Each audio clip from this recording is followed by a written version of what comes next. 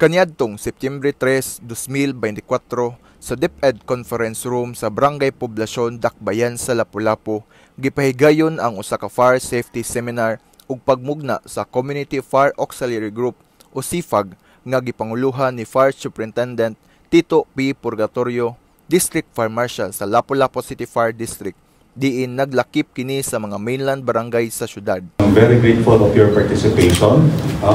So I hope na this activity maraikot sa nato ni sa atong barangay, not only the barangay but also to the city of your own barangay. Ang matag mainland barangay sa Lapu-Lapu City gipresentahan sa punong barangay, barangay kagawad, SK Chairperson, Disaster Risk Reduction Management Office representatives o chief sa mga barangay public safety officer. Kini sila adunay mga papel sa ilang tagsa-tagsa ka mga barangay ug ang ilang partisipasyon nagsiguro nga ang mga eleksyon o estratehiya nga gilitok sa seminar epektibong ikatag o ipatuman sa ilang komunidad. Ang maong seminar gipresensyahan ni Environmental Planner Jonah V. Pino MPA, CESE, City Director sa DILG Lapu-Lapu nga mipasiugda sa kaimportante sa suporta sa lokal nga kagamahanan sa ingon nga mga inisyatibo. This is a very remarkable activity of BFP Lapu-Lapu City. Why? Because we all know nga daghan kaayong mga panghitabo na sa atong nasod karon.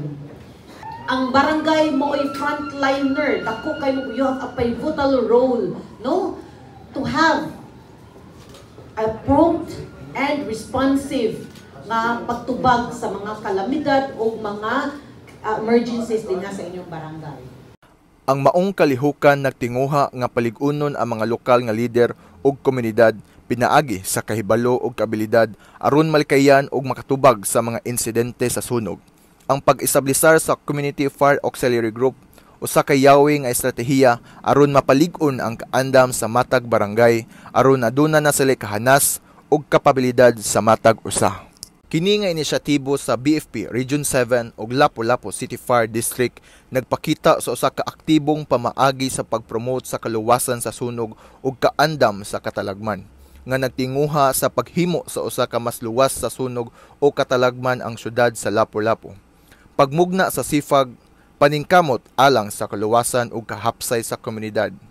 Alang sa BFP TV, madasigon alang sa kaluwasan sa publiko. Kini si FO1 UIUC Baguio.